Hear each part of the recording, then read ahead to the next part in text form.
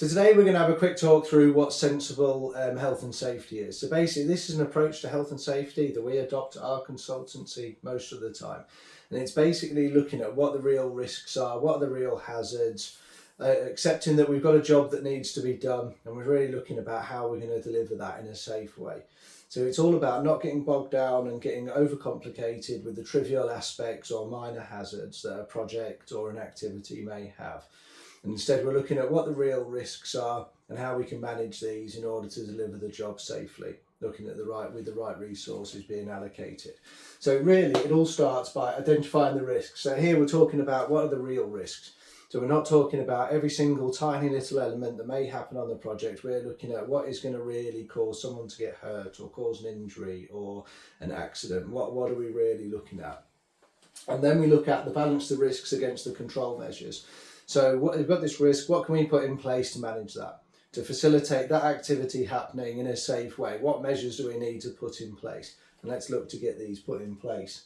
Reduce the significant risks. So through this process, if we identify that there are risks that are significant, let's look to reduce those. How can we take those out? And this can be a simple thing as sort of, for example, having more manpower allocated to the job or having some lifting equipment. You know, these don't have to be really big aspects all the time. There's often some quite simple things we can implement to make things a lot safer.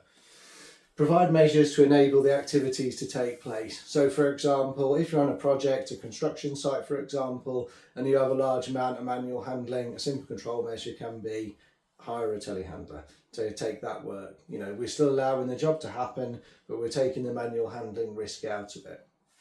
Albeit the hire of that has its own risks and its own hazards associated to it that then we need to manage. But I'm just using that as an example of how we can approach the problem.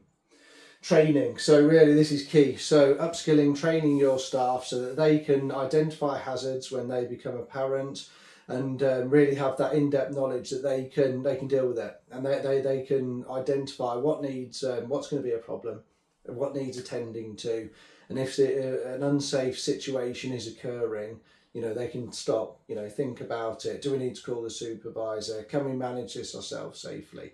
So having well-trained staff that can identify hazards themselves, identify a dangerous situation, you know, maybe it can prevent a near miss happening or something like that. That's really key to it. And then it all comes down to your risk management policy. So this is a policy where you're going to be having a continuous improvement, you know, learning from all your activities and putting that best practice into place, building up a knowledge bank of how you can manage these projects safely and in a sensible way.